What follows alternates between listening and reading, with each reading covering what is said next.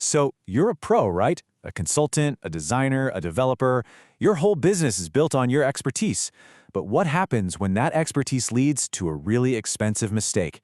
It's a risk that could literally sink your entire business.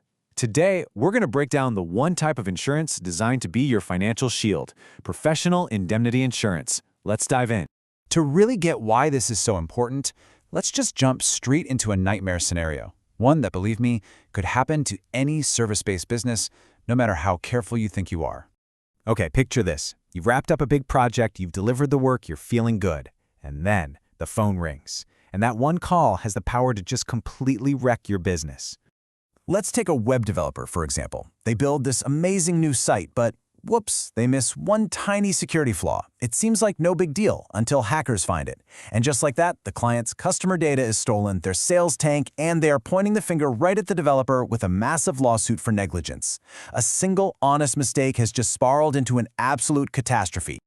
Okay, that sounds absolutely terrifying, right? But this is exactly why a specific financial tool exists. It's the safety net built for these kinds of disasters. And that tool is Professional Indemnity Insurance, or PI insurance for short. Put simply, if you make a professional mistake, an error, something you forgot to do, or just plain old negligence, and it costs your client real money, this is the insurance that steps in to handle the financial mess.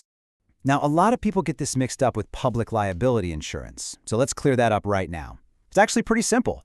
Public liability, that's for physical stuff. Someone trips and falls in your office, or you accidentally break a client's expensive server. Professional indemnity, on the other hand, is all about the financial damage that comes from your actual professional advice or service.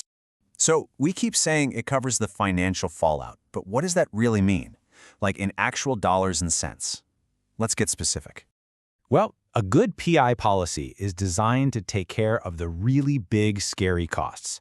We're talking about paying for your lawyers, covering any compensation you have to pay the client, handling court costs, and sometimes even those pesky regulatory fines. And trust me, these are not small numbers. We're talking costs that can easily skyrocket into the tens or even hundreds of thousands of dollars. Okay, let's rewind and go back to our poor web developer. How would this whole disaster have played out if they had PI insurance? Let's look at how that policy would have actually saved them. First up, the lawyers. Oh man, just defending yourself against a lawsuit is insanely expensive, and that's before you even talk about a settlement. The policy covers that. In this case, a whopping $40,000, just for legal fees. Then you've got the actual damage your mistake caused. The court says, yep, the developer is responsible for the client's lost sales. That's another $80,000. And again, the policy covers it. And this is where you see the real danger. Without insurance, that developer is looking at a bill for over $120,000. For most small businesses or freelancers, let's be honest, a hit like that means you're done. It's game over. Okay, so this is all pretty serious stuff, but you might be thinking, does this really apply to me and what I do?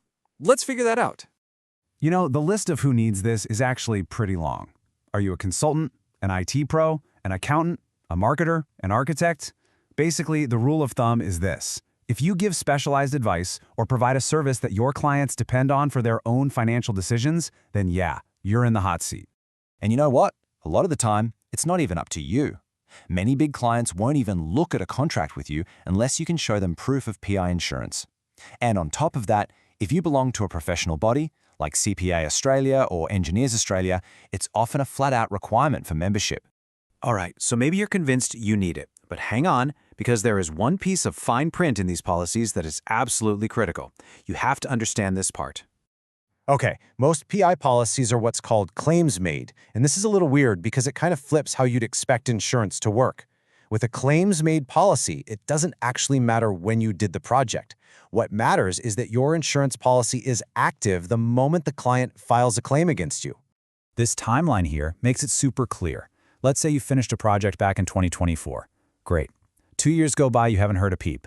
Then, boom, in 2026, that client finds a mistake and sues you.